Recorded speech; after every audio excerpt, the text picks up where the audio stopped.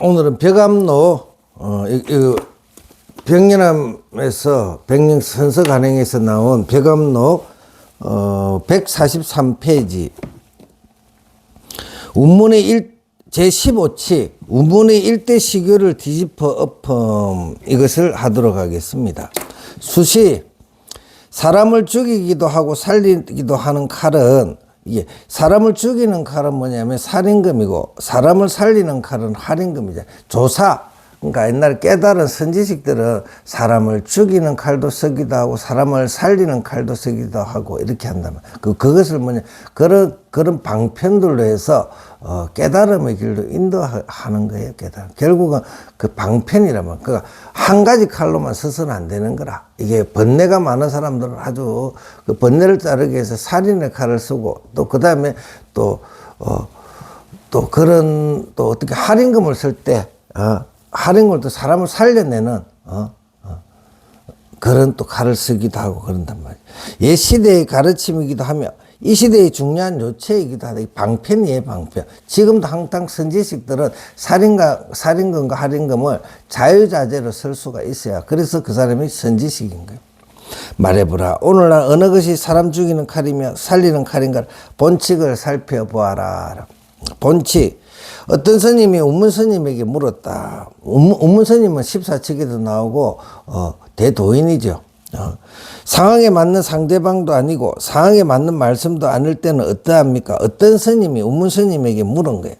상황에 맞는 상대방도 아니고 상황에 맞는 말씀도 아닐 때는 어떠합니까? 그러니까 원어극건서사 날뛰어서 못하려고 삼천리나 떨어졌군 이러면서 한번 더 날뛰어서 뭐 할라?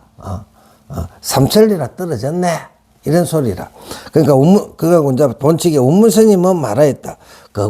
이 스님의 질문이 좀 예리했어. 그러니까 운문 스님 거기에 대한 대답을 해주셨는데 그 대답이 뭐냐면 거꾸로 한번 말씀하시미니라. 거꾸로 한번 말한다 이런 소리. 사람이 이거 말귀를 못 알아들 때는 또 어떻게 합니까? 이렇게 물었다면 사람이 말귀를 우리가 선지식을 찾아오는 대중들에게 말귀를 못하는 이런 상황에서는 어떻게 하십니까? 이러니까 거꾸로 한번 말씀하시미니라 이렇게 나와. 거꾸로가 아니라 근데 그게 거꾸로 이렇게 말을 돌려 하지만 그 방편이 뭐냐면 그 사람한테는 그게 맞는 방편인 거예요. 방편. 그 방편을 그래 쓴다는 거지. 거꾸로가 아니라 제대로이다. 원어국근 선사가 표현을. 거꾸로 그 사람한테는 제대로예요. 제수의 입에서 왔다. 놓아버려서는 안 된다. 거친 번뇌의 풀 속에 몸을 눕혔도다. 그러니까 선지식들의 방편을 직접적으로 이렇게 말씀을 해주신 거예요. 평창. 이 스님은 참으로 이게 질문한 스님은 참으로 작가 성격이었기에 이처럼 물을 줄을 안 것이 이런 질문을 한다는 것 자체가 이 스님이 뭐 좀 알기는 안다는 소리라. 처음에 한 질문은 법문을 청함이라고 하는데 법문을 청하는 것이 이 질문을 이해한 것을 아래는 물음 또는 칼끝을 숨겨가지고 선지식에게 탁 던진 거예요. 그 질문에 해당된다 하겠다. 만일 운문스님이 아니었더라면 운문스님이 아니었다면 우물쭈물하면서 그 제대로 된 답을 못했는데 운문스님이 또 멋진 답을 하신 거잖아요.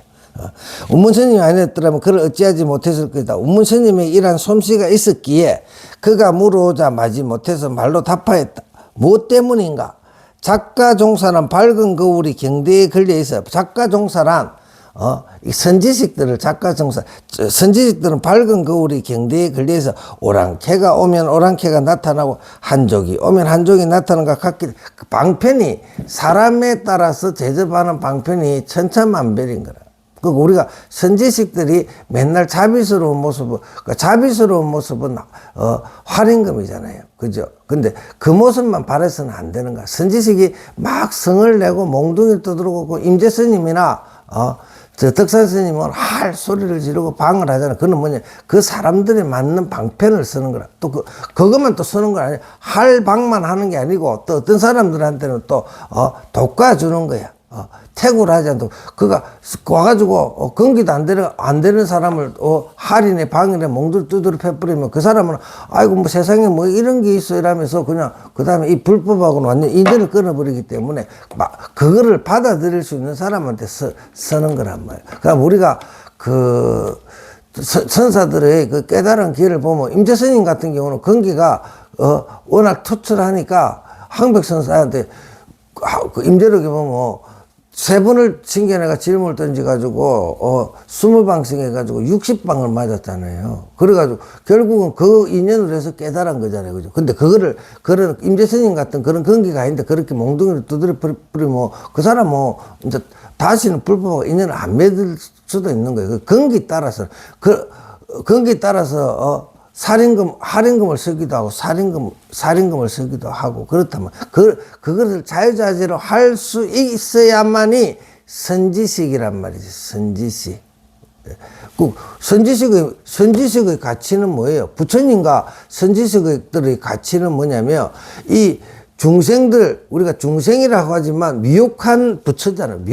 미혹한 중생이라 그런 것보다 미혹한 부처를 중생이라 하는 거예요. 원래가 다 부처예요. 우리가 태생이 원래 부처인데, 본래 부처인데 미혹해졌잖아. 그 부처가 미혹해진 사람들을 그 미혹을 떨고 가지고 부처를 만들어줘야 되잖아요. 그죠? 그러니까 뭐, 그 스스로가 그렇게 할 수 있도록 만들어줘 가지고 이 사람들 부처를 만들어주는 게 선지식들의 목적이지, 내가 선지식이다면 자기가 몰배아가 아는 것을 자랑하는 게 선지식이 아니란 말이지. 그러니까, 그 방편이, 이 사람들을 내가 뭔가를 깨달아가 이 자리에 도달하고 나면 이 사람들이 제대로 선지식을 역할을 하려면 온갖 방편을 동원해서 이 사람들 깨달아 줄 수 있는 그 사람들이 작가 선지식이다. 이 말이에요. 그러니까 지금 한국 불교에도 깨달았네, 선지기신 행하는 사람들을 보면서 그 사람들이 진짜 스승으로서의 역할을 하려면 그 사람 밑에서 무수한 도인들이 나와야 되는 거예요.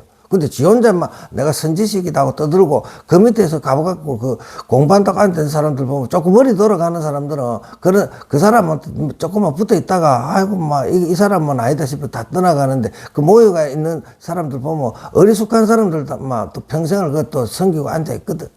그런데 같이 어울려가 있어 봐야 귀신짓거리밖에 안 하니까 그런 짓거리 하기 이전에, 부처님의 경전이라도, 아사리 경전이라도 부지런히, 한 번이라도 더 읽는 게 낫지, 그런, 가짜 선지식 이런 데 가서 허송세월 하지 마시라고. 나타난 한쪽이 오면 한쪽이 나타난 것과 같기 때문이다. 사람은 자기가 간절하게 얻고자 한다면, 내가 간절하게 이 불법의 도리를 얻고자 한다면 물음을 갖고 묻지 말아요. 희론하지만 이 불교는 희론이 아니라고. 지 안다고 온갖 책 보고 어디 희한한 소리를 하고 이러려고 이 공부를 하는 게 아니라 요달해야 되는 거예요. 이거 부처님 말씀으로 해서 부처님 말씀으로 갖고 우리가 하는 게 뭐예요? 깨달아야 될 거예요. 내가 부처가 돼야 될 거 아니에요. 그럼 내 마음을 확철하게 기합이 돼야 되거든. 꼭 기합되는 공부를 하는 거지. 그냥, 머릿속에 지식과 지혜라고 하잖아. 불교는 지혜는 기합되기 위해서 하는 거고, 지식은, 만지면 뜨겁다, 차갑다는 걸 내가 정확하게 알게 하는 거지. 멀리 만져보지도 않고, 저거는, 만지면 어떻다고 하면서 이론적으로 아무리 떠들어봐야, 그건 희론이란 말이지. 직접 부딪혀가지고 그것을 내 것으로 만들어라. 체험하는 게 그게 불교단 말이지. 물음을 가지고 묻지 말란 말이에요. 이런 짓을 하고 다니지만, 물음 가지고, 내가 이런 거 좀 안다 이러면서 떠들고 다니지 말란 말이죠.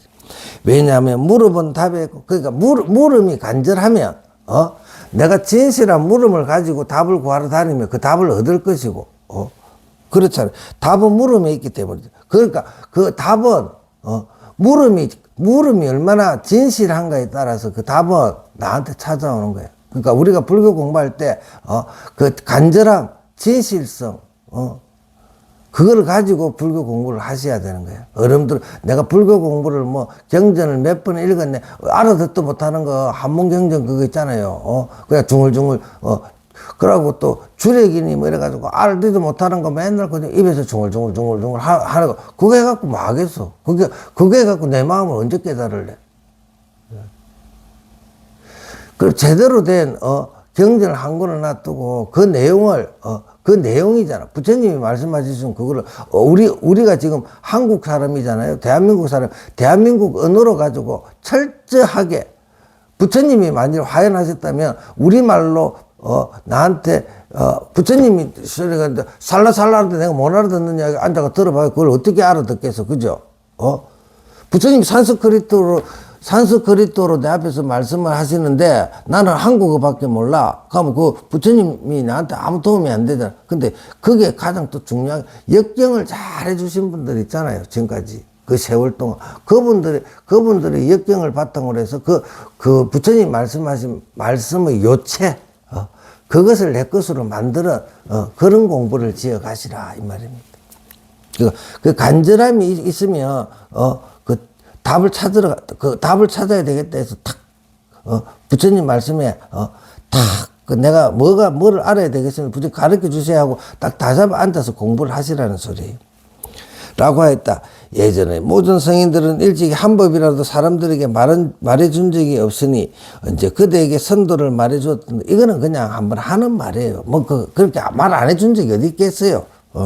옛날에 모든 성인들은 일찍이 한 번도 사람들에게 말해준 적이 없으니 언제 그대에게 선도를 말해줬던가. 말해주지는 안 해준 적이 없다면. 근데 어떤 말씀을 해주셨나. 모든 것에 보면은 칠불통계에 다 나와 있는 거야. 칠불통계.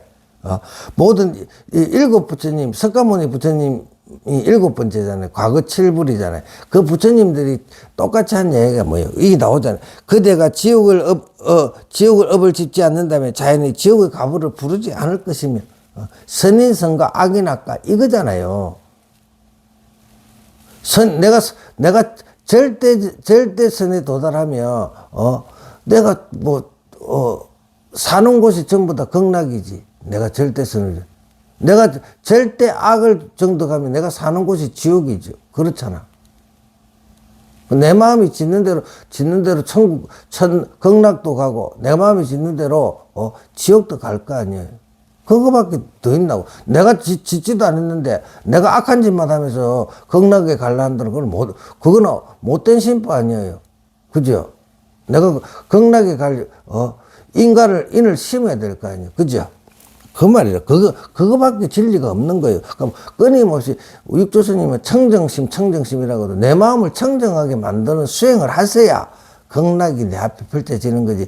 그 마음 하나도 안 닦고 맨날 절에 가가지고 욕심이란 욕심은 다 부리면서 노력은 안 하고 가가지고 아이고 극락 보내주세요. 극락 거기 가지나고 그 욕심 덩어리인데, 내가 가는 곳곳이 지옥인데 12분, 내가 가는 곳곳이 상음을 일으키고 남도 헐뜯고 이러는데 그 사람이, 어떻게 극락을 갈 수가 있냐고. 내가 가는 곳곳마다 아름다운 향기가 피어나고, 모든 사람들이 하하, 호호 하고 나를 반겨주고 이렇게 해야 그것이, 극락이지. 내가 가는 곳곳마다, 상음을 일으키고 시비가 일으키고 막 이라 하냐고. 그런데 어떻게 그게 되냐. 근데 선지식들의 방편에서는, 제가 저도 저희 도반들이나 이런 분들한테 심한 이야기를 하고 그래요. 근데 그분들과, 우리가 이 말을 또 곡해 하며 계속 이렇게 남들을 막 이렇게 들추고 해주는 게 아니고, 그 상대방의 그 성장을 위해서 선지식들이 방편에 따라서 막 욕을 하고 뭐라 하고 막 이래 하는 거예요. 근데 그 사람들이 또 거기서 경계가 생기잖아요. 막 마음에서, 막 뭐가 생겨가지고 그것이 하두가 돼가지고 그걸 타파해가지고 올라오면, 아이고, 네가 올라왔구나 하고 이제 잡아주고, 이런 식으로 가는 거예요. 근데 그걸 방편이지. 근데 중생들의 막 이게 싫은 소리는 뭐냐면 방편이 아니고 내 감정 일어나는 대로 일으키는 거고, 선지식들의 그거는 방편이라고 보면 되는 거거든요. 그러니까 요 말이 뭐냐면 이것이 진리예요. 그대가 지옥을 업을 짓지 않는다면 자연히 지옥의 가부를 부르지 않을 것이며, 그대가 천당에 갈 실을 만들지 않는다면, 천당에 갈 일을 만들지 않는다면 자연히 천당에 갈 일이 없단 말이지. 내가 천당에 갈 실을 만들지 않았는데 어떻게 내가 천당을 가냐 말이지. 그러니까 얼마나 황당하냐고. 오늘이 성탄절이에요. 늦은 12월 25일인데 내가 그 이웃 종교도 그래. 이게 뭐 너무 그 하지 마라. 근데 그 진실의 측면에서 이야기를 한번 해보자고. 그 사람들이 그 교회 가가지고 오늘 거룩한 성경에 예수님을 믿는다 해가지고 어떻게 천당을 가냐고. 자기들 그쪽에 천당은 또 우리가 부처님이 말씀하신 극락과 기독교에서 이야기하는 천당은 또 다른지도 모르겠지만 불교에서 이상적인 세계라는 것은 유토피아에 가려면 내가 내 마음을 만드는 거에 따라서 그 세상을 가는 거예요. 그러니까 그 도리밖에 없는 것이지 어떤 행제를 바랄 수 있는 행제를 일어나는 일은 없어요.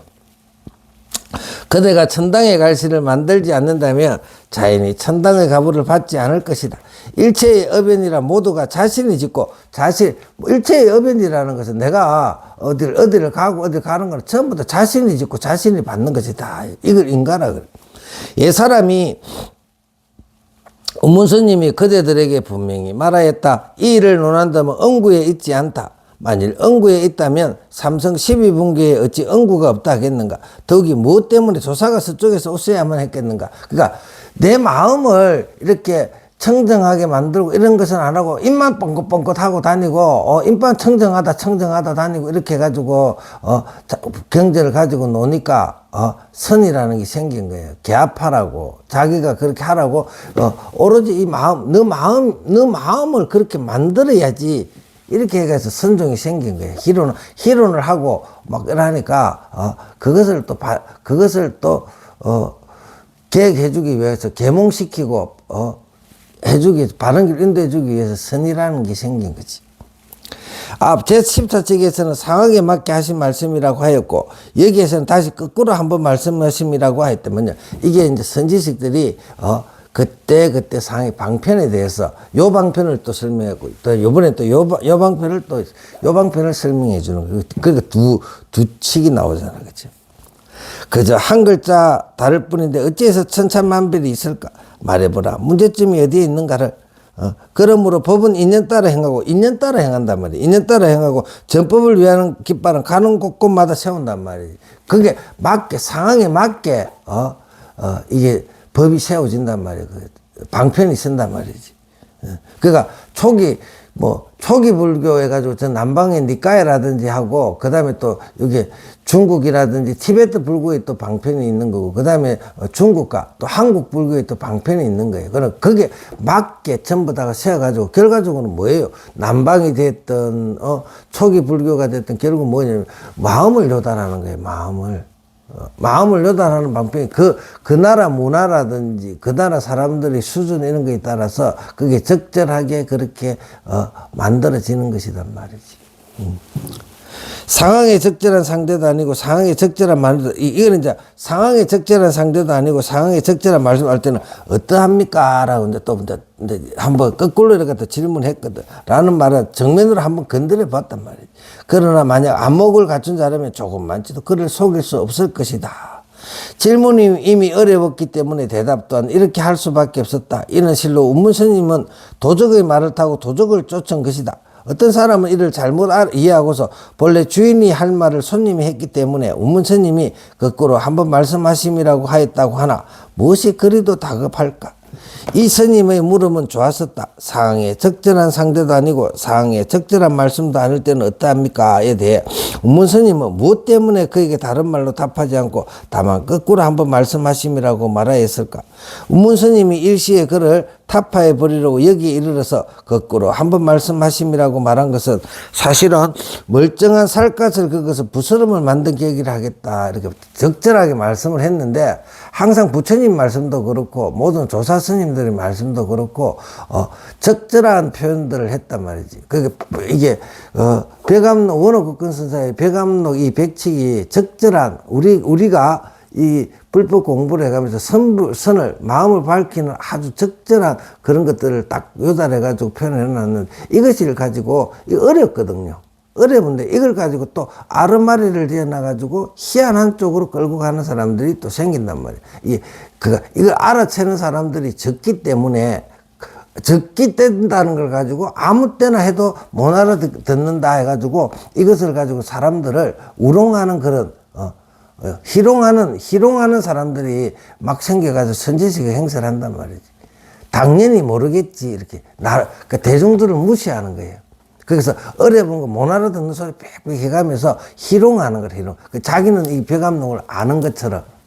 근데 그것을 눈 밝은 사람들은 속일 수가 없거든. 눈 밝은 사람이 그 사람들한테 말귀를 해가지고 탁탁 잡아내면,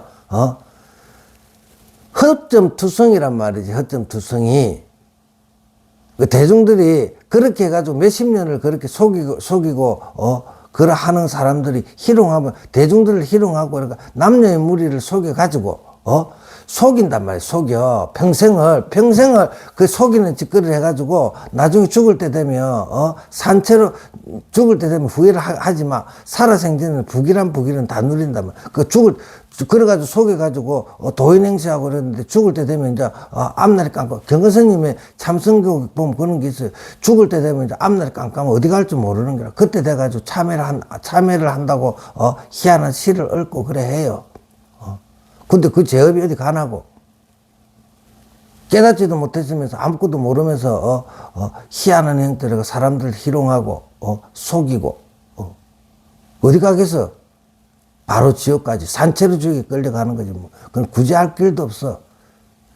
이번 생에 사람들을 희롱하고 속이면서 누렸던 그 명예 이런 것들 그 값을 다 받아야지. 자기 몸으로.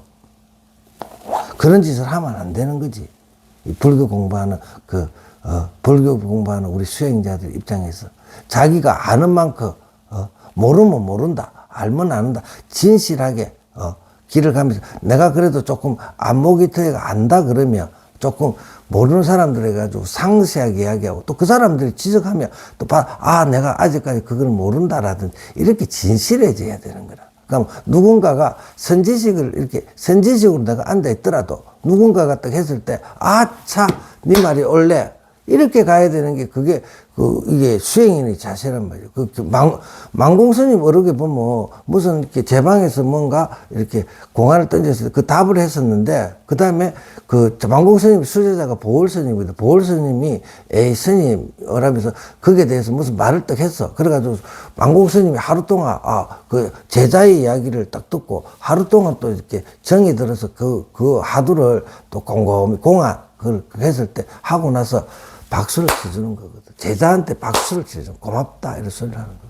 이게 조금 이렇게 엉꾸나 이래가지고 그러니까 선지식들도 엉꾸나 해가지고 조금 혼동이 올 때가 있거든요. 그거를 누군가가 옆에서 제자가 됐든 누군가가 해가지고 지적을 해주면 겸허하게 받아들이고 수용하는 게 그게 우리 불법 공부하는 불법 문중의 도리란 말이지.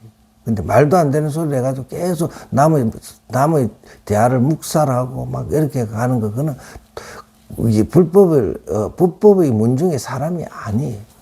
항상 모든 것을 정확한 지적 이런 거는 겸허히 받아들일 수 있는 마음이 돼야 되는 거고, 또 얼토당토 하는 말을 또 무조건 받아들이면 또 안 됩니다. 무소의 불처럼 혼자서 가야 되는 거예요. 이 스님의 물음은 좋았었다. 상황에 적절한 상대도 아니고 상황에 적절한 말씀도 아닐 때는 어떠합니까에 대해 운문 스님은 무엇 때문에 그에게 다른 말로 답하지 않고 다만 거꾸로 한번 말씀하심이라고 말하였을까? 운문 스님이 일시에 그를 타파해 버리려고 여기 이르러서 거꾸로 한번 말씀하심이라 하고 말한 것은 사실은 멀쩡한 살갗을 긁어서 부스럼을 만든 계기를 하겠다. 이렇게 나오고, 무엇 때문일까? 말의 자체가 이게 불법에서 저도 스님이잖아요. 제가 스님이에요. 그러면 경전이라고 말할 때 그 말의 자체는 아주 조심스러운 거예요. 내가 그 경전 부처님의 말씀이라든지 이런 걸 한마디 잘못 뱉은 바람에 그것으로 해가지고 호리유참의 천재인기라 그 쪼매난 말을 실수 하나 해가지고 이 사람들을 다른 길로 인도할 수 있기 때문에 항상 조심하고, 항상 부처님과 조사 스님들이 말씀에 딱 기합되는 식으로 다른 사람 일러주도록 항상 나를 단련하고 수행해가고 이렇게 해야 된다. 말의 자체가 일어나면 흰 구름이 천리 말리 덮인 것처럼 그로 인해서 길을 잃게 되기 때문이다. 설령 일시에 언구가 없다 해도 노조와 등록이 어찌 말이 있었겠으리 알겠느냐. 만일 알지 못했다면 여기 이르러서는 모른 적이 시점을 바꾸어야만 비로소 기착점을 알게 될 것이다. 송, 이거는 설두중현선사의 송이라, 송이지, 송. 자, 보자고. 거꾸로 한번 말씀하시며, 원어극근 선사의 차근은 제껴놓고 한번 끝까지, 이거 송을 읽고 나서 또 다시 가자고요. 거꾸로 한번 말씀하시며, 갈로 치고 쪼갤 수 없는 한 덩어리를 쪼개어 생사를 같이 하며 그대 위에 결단해 주었네. 84,000 대중은 봉황의 털이 아니며 33인의 조사는 호랑이 굴로 들어갔다. 별나고도 별남이여 일렁일렁 반짝반짝 물속에 어린 다리로다. 되게 함축성이 많아가지고 이게 이렇게 참 제대로 개합하기가 쉽지 않은 거예요. 이게 선사들의 이게 송이라 시적인 표현이기 때문에. 자, 보자고요. 거꾸로 한번 말씀하시면 원어국군 서사가 또 뭐라고 하냐면 놓아버리지를 못했구나. 갈기 찢겼구나. 수미산 남쪽 언덕에 보관한 경전이 모두 5,048권이다. 놓아버리지를 못했구나. 갈기 찢겼구나. 수미산 남쪽 언덕에 보관한 경전이 모두 5,040. 그러니까 이게 방편이잖아요. 이런 방편도 있고 저런 방편도 있고 그렇단 말이에요. 이 이제 거꾸로 한번 말씀하시며 하는 이런 방편으로 쓴 게 경전 84,000 경전 중에 뭐 한 5,048권 정도가 그런 식의 방편으로 쓴 경전들이 있겠지. 그렇게 이제 표현을 하는 것 같아요. 그 다음에 쪼갤 수 없는 한 덩어리를 쪼개요. 그러니까 이거는 쪼갤 수 없는 한 덩어리. 그 결과적으로는 이게 뭔가 방편이 있지만 결과적으로는 어디야? 우리의 영롱한 우리 봤냐? 그 건강경 오가에서는 한 물건이라 알 수 없는 한 물건, 한 물건이 여기 있는데 이러죠. 그거 우리가 가지고 그거를 쪼갤 수 없어. 그건 원래 그냥 모두가 가지고 있는 거라. 근데 그것에 사람의 근기 따라서 여러 가지를 쪼개서 방편이 생기잖아요. 근데 결과적으로는 그것을 직지인심하기 위해서 손가락을 가리키는 그 방편이 요쪽, 저쪽 이렇게 다양하다는 거겠죠. 그대에게도 있고, 내게도 있다. 하남에도 있고, 하북에도 있다. 손을 잡고 인도해 주는 거야. 그렇게 손을 잡고, 그걸로 인도해 가는 거야. 우리가 가야 될 목표점을 정확하게 아셔야 돼. 뭐를 해서 불교 공부를 하고 있는가. 그걸 알아가지고, 어떤 곳에서 하더라도 목표점을 알아가지고 그 방편을 따라서 거기 도달해야 되는 거예요. 다른 데로 가면 안 되는 거예요. 생사를 같이 하며 그대 위에 결단해 주었네. 이게 생사를 같이 한다는 건 뭐냐면 지장보살이 지옥 중생조차도 구해주기 위해서 지옥으로 들어가잖아. 그 생사를 같이 그 보살행이란 말이야. 생사를 같이 그대 위에 결단해 줘. 그 사람들을 지옥에 있는 중생은 지옥의 중생을 손을 잡고 결단하고 가르쳐 가지고 이 부처님의 세상을 인도한단 말이지. 깨달으면서 부질없이 진흙 속에서 흙덩이를 씻는다. 무슨 까닭? 그대를 포기할 수 없어서 그런 거예요. 지장보살이 지옥에 있는 중생들도 도저히 제도할 수 없을 것 같은 사람들도 포기하지 않는 게 보살행이다. 그 보살님들이 얼마나, 불보살님들이 우리는 항상 감사하고 살아야 되는 거예요. 모든 사람들 다 건져주기 위해서, 그 지옥까지 쫓아가서 구해주는 게 불교의 철학입니다, 철학. 84,000 대중은 봉황의 털이 아니며, 그러니까 원래가 다 봉황이에요, 봉황. 그러니까 이 봉황이라는 걸 부처라 치단 말이죠, 부처가 되는 게 봉황이라면, 깨달은 사람들 봉황이라 그러면, 그 법화회상에 있던 84,000의 대중이, 84,000 대중이 봉황이 아니라는 것이 뭐냐면, 봉황인데, 그걸 또, 지금은 미혹하단 말이지. 미혹한 부처를 완벽한 부처라고 부를 수는 없는 거 아니에요. 지금은 미혹한 거를 인정을 해야 돼. 그래서 중생이라는 이름을 붙여요. 근데 그 중생이 아니잖아요. 원래 태생이 부처이기 때문에 그 미혹이라는 단어만 떼버리고, 내가 미혹한 거나 하는 걸 깨달아가지고 미혹이라는 걸 떼버리면 뭐냐, 부처만 남잖아요. 근데 아직까지 아니기 때문에 봉황 깃털은 아니잖아요, 아직까지. 그런 소리다. 그러니까 84,000 대중은 봉황의 털이 아니며 그 수초가 새털처럼 많다. 그러니까 이 대중들이 엄청나게 그렇게 아직까지 꼬리표를 못된 부처들이 미혹이라는 그 꼬리표를 못된 부처들이 지금 중생 이름으로 엄청나게 많기 때문에 보살님들이 보살행을 하고 있는 거예요. 너무나 사람의 길을 죽이는 거라. 답답한 놈이 부지기수로단 말이야. 답답한 놈들. 좀 답답하죠. 말귀도 못하는 놈 듣고, 그 말귀를 못하는 듣는 게 아만이 많아서 그래. 모르면 모른다는 걸 알아야 될까. 지가 어리석은 줄을 모르니까 답답할 뿐이지. 답답할 뿐. 그러니까 탐진치할 때 치자가 어리석음이잖아요. 지가 어리석은 줄 알면 그 사람은 현명한 사람이에요. 그러니까 내가 좀 모르네요 라면서 그 알아차린 사람이 현명한 사람, 그 사람은 그대로 밝은 사람은 나갈 수 있는데 제일 답답한 게 뭐냐면 지가 어리석은 줄을 모르고 대도 않은 소리를 계속 입에 달고 사는 사람들 보면 답답해 미치는 거지. 말귀가 안 통하는 거야. 제발 우리는 그런 걸 벗어나도록 계속 노력을 해야 되는 거예요. 그 답답한 놈이 부지기 있어요. 그 답답한 놈이 늘려가 있어. 뭐냐면 똑똑해서 답답한 거야. 갓똑똑이라 그러죠. 갓똑똑이들 때문에 답답해 미치는 거야. 이 불법이.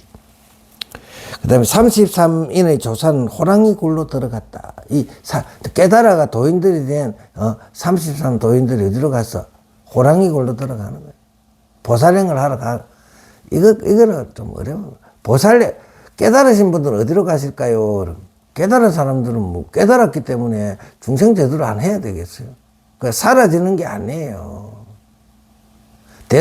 대승에서는 초기에 그렇게 아라한들 해가지고 돌아오지 않는다니까 그게 또 집착을 해가지고 사라지는 것을 또, 뭐 도의 궁극으로 따지니까, 또 대승불교가 나와가지고 보살이라는 개념이 또 생겼잖아요.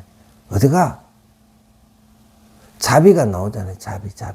제 중생들을 어떡합니까? 나도 중생이었다가 깨달아 부처가 깨달아가지고 각자가 되었는데, 과거의 나처럼 저렇게 어리석은 저 중생들을 어떡합니까? 나처럼 또 깨달음의 길로 인도해야 되겠죠. 그 방편을 들고 오는 거잖아.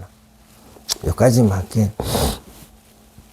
33일의 조사는 호랑이 굴로 들어갔다. 나만이 알 뿐이다. 1000명의 졸개를 구하기는 쉬워도 한 명의 장수는 구하기 어렵다. 그러니까 거기에서 한 사람들이 부처를 만들어 놓은 건 만만치 않은 거예요. 엄청나게 힘든 일이에요. 이 일이 엄청나게 위대한 일이란 말이에요. 그러니까 여기 이 공부를 지금 하시는 분들 중에 한 사람의 부처가 나와주면 이거 희우한 일이 되는 거야. 그러니까 옛날에 모든 부처님들이 한 명의 제대로 된 장수를 만들기 위해서 이렇게 법률을 굴리고 있는 거예요. 전부 다 정신 바짝 차리고 공부를 하셔야 돼요. 별나고도 별남이여. 무슨 유별난 곳이 있으라 뽐내지 마라. 뽐내지 마라 말이야. 마음대로 날뛰거란 말이지.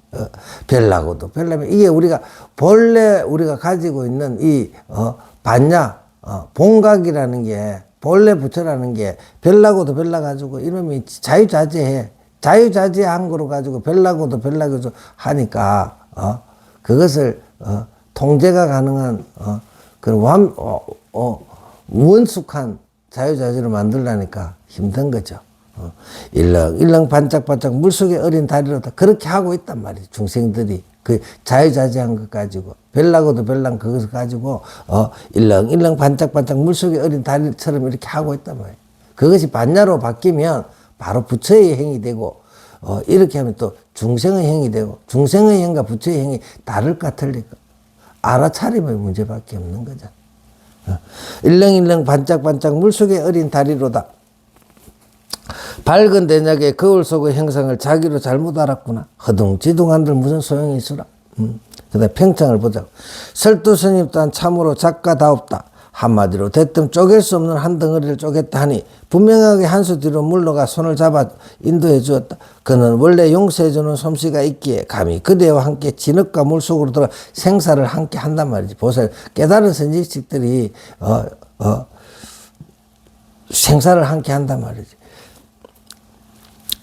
그러므로 설도스님 이처럼 송을하였으나 실로 별다른 것이 아니다. 다만 그대의 끈끈한 속박을 풀고 그들을 얽으면은 세기를 뽑아주려고 하였던 것인데 요즘엔 도리어 응구에 의지하여 점점 더 아르마를 그렇게 그 못을 빼주고 이러려고 선지식들이 막 이렇게 말을 하고 그러는데 그것 가지고 또 더 큰 아르마리를 짓고 이러니까 더 문제가 심각해진 부분도 있단 말이에요. 근데 거기서도 근데 눈 밝은 사람들은 그 바른 길을 찾아가지고 스스로 깨닫는 사람들도 나오니까 그걸 안 할 수는 없는 거잖아요.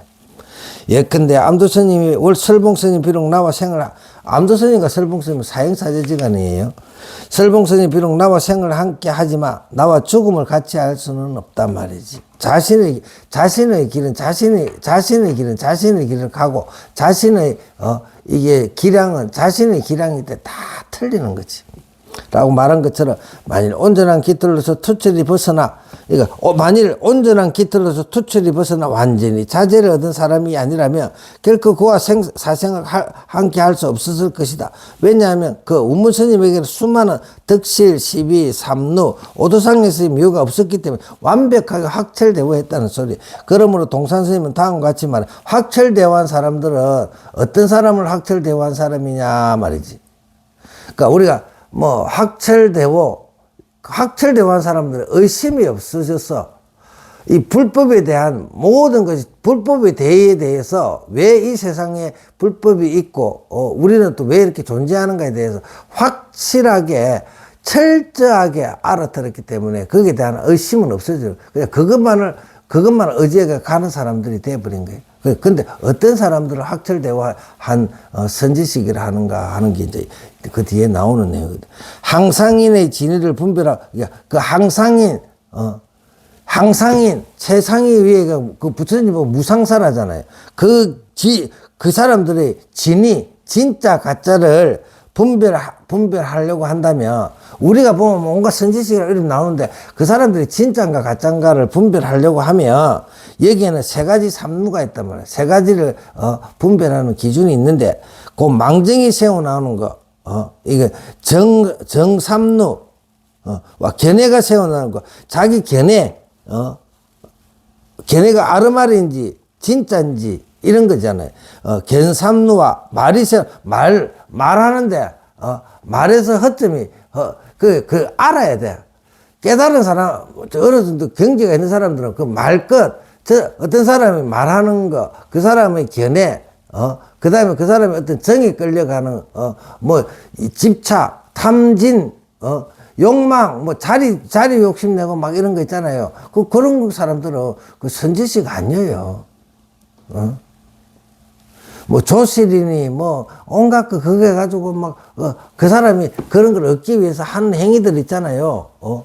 우리가 선거하고 그럴 때 돈 쓰고 막 이런 거잖아요. 그런 걸 가지고, 그런 행위를 해가지고 자리를 욕심내는 그런 사람들은 선지식 아니에요.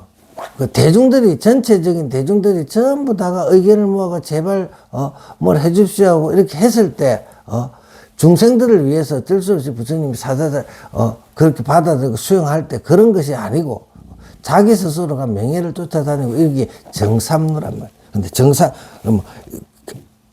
그런데 이제 그걸 또 이제 풀어놓은 걸 보자. 겸삼루란 작용이 단계적인 질 떠나지 못하면 독바다에 떨어진다는 겸삼루라는 것은 견해가 뛰어나냐 하이라다는 그거고, 정삼루란 지혜에 항상 안정되지 못해 식견에 치우치는 것이며, 어삼루란 오묘한 말을 따르다가 종지를 잃어 언제나 상황판에, 어삼루라는 것은 말로 가지고 사람들을, 그 불법을 전하는 데 있어서 어려운 말 이런 것만 쓴다고 해서 그 사람이 선지식이 아니란 말이에요. 우리가 못 알아듣는 소리를 한다고 해서 선지식이 하두라든지 이렇게 아까 중에 말을 거꾸로 한다. 이거 상황이 안 맞을 때 거꾸로 한번 말씀하시면 이거는 하두라는 건데 이런 작용이 있거든. 근데 전부 다가 그래 쓰는 건 아닌 거라면, 살인건 하는건 자유자재로 써야 돼. 맨날 남들이 못 알아듣는 소리 그거를 가지고 오로지 그거 하나 가지고 자기 혼자 떠들고 사는 거, 그런 사람들은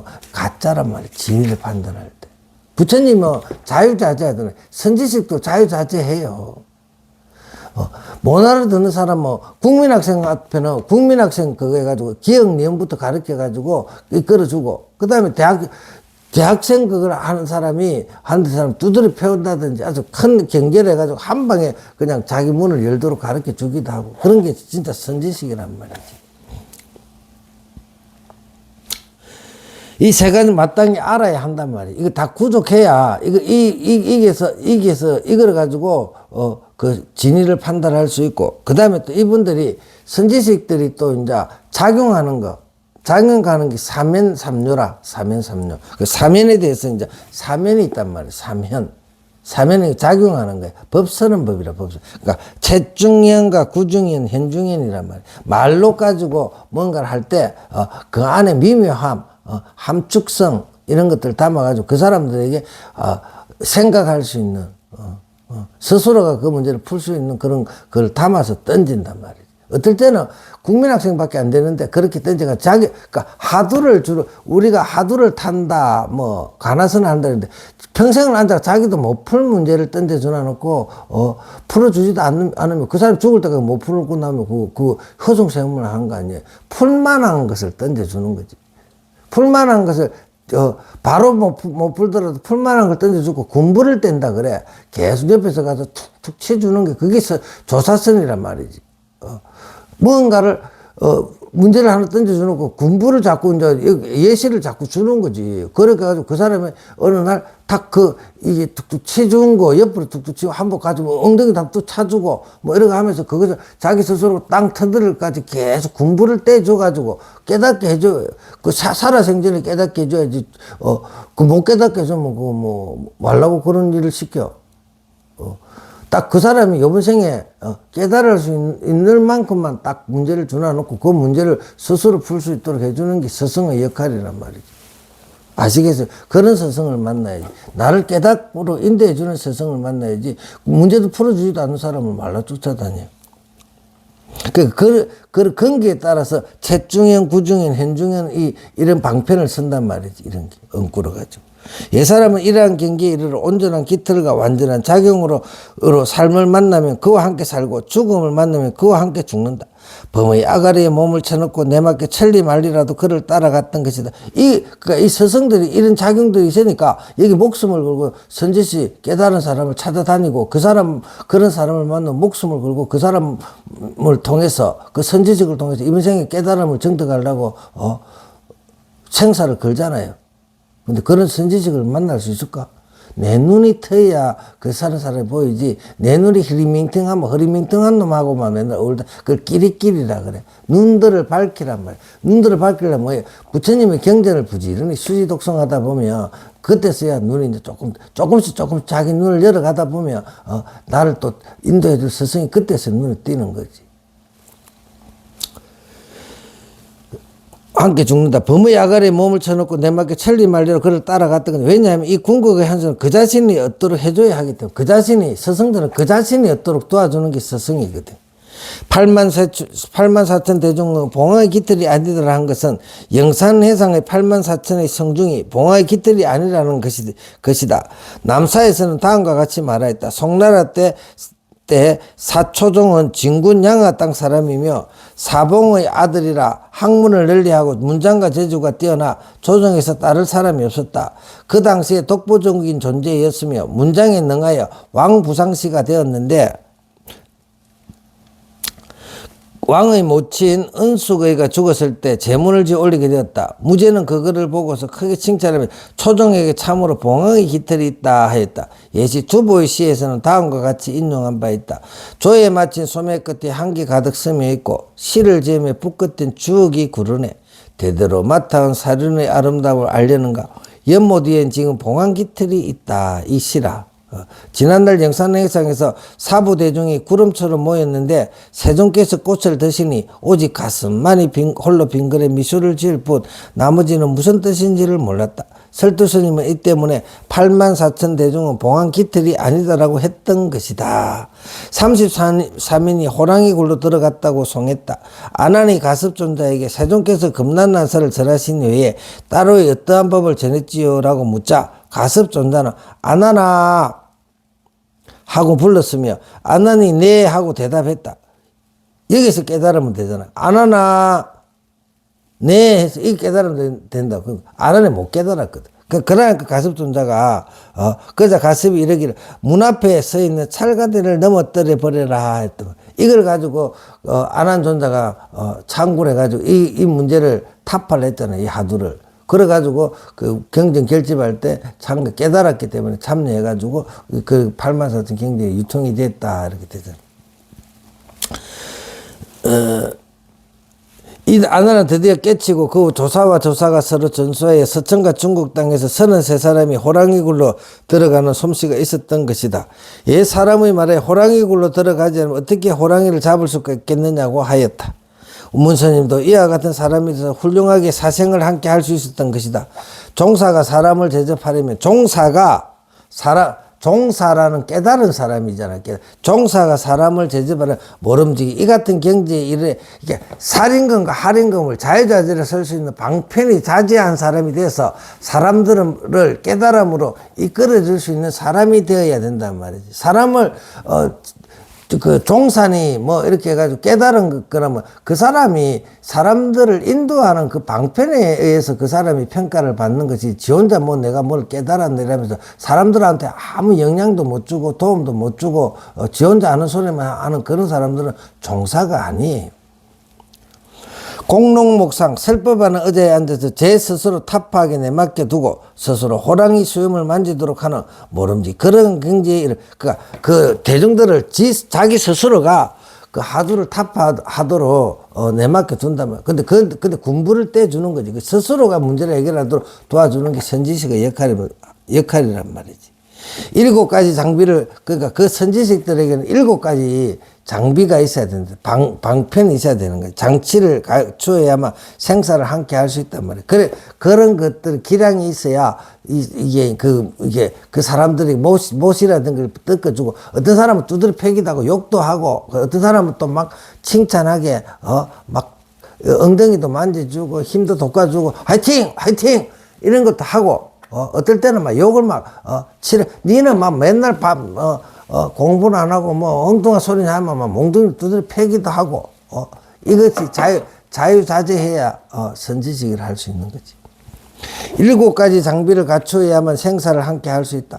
높은 자는 억누르고 낮은 자는 높여주며 부족한 자에게 높은 봉우리 있는 사람을 구제하여 번뇌의 거친 풀 속으로 들어가게 하고 거친 풀에 떨어져 있는 자는 구제하여 높은 봉우리에서 살게 하여야 한다.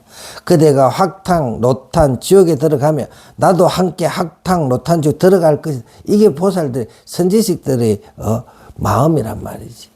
그것은 실로 별다른 게 없고 다만 그의 끈적끈적한 속박을 풀어주고 목과 세기를 뽑아주며 채롱을 벗겨버리고 짐을 부려버리게 하는 데 있단 말이야. 그게 방편이잖아. 선지식들이 다 하는, 그걸 거룩한 표현을 하면 보살행.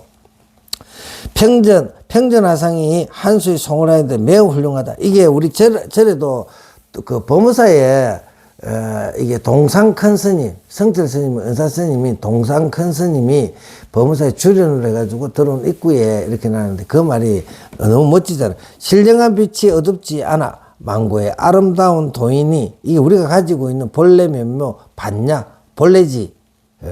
이 문에 들어와서는 근데 이 불문에 들어오면 그렇게 빛나게 하려면 그걸 찾으려는 공부를 하려면 이 문에 들어와서는 이 불문, 이 절 안에 들어와서는, 우리 절 입구에도 딱 붙여놨거든. 이 절 안에 들어오는 순간에 들어와서는 아른마리를 들먹거리지 마란 말이지. 아는 척 하지 마. 아만이라든지 쓸데없는 아른마리를 들먹거리지 마라. 묵묵하게 부처님의 말씀과 조사들의 말씀에 기합되도록 마음을 가져가지. 거기에서 아는 척하고 스님한테 쓸데없는 소리하고 하지 마란 말이지. 별나고도 별남이여 일렁일렁 반짝반짝 물속에 어린 달이다 하니 참으로 몸을 벗어날 길이 있으며 사람을 살리는 깃털이 있다. 설두스님이 염송하여 사람으로 하여금 스스로 가서 살 깃털을 밝게 깨달아 억울을 따르지 못하도록 하였다. 만일 그대가 어느나 문자 따위를 따른다면 바로 이것이 일렁일렁 반짝반짝 물속에 어린 달이다. 이제 어떻게 하면 평온을 얻을 수 있을까? 한 수 봐주겠다. 이렇게 해서 15칙을 이렇게 마치도록 하겠습니다. 성불하십시오.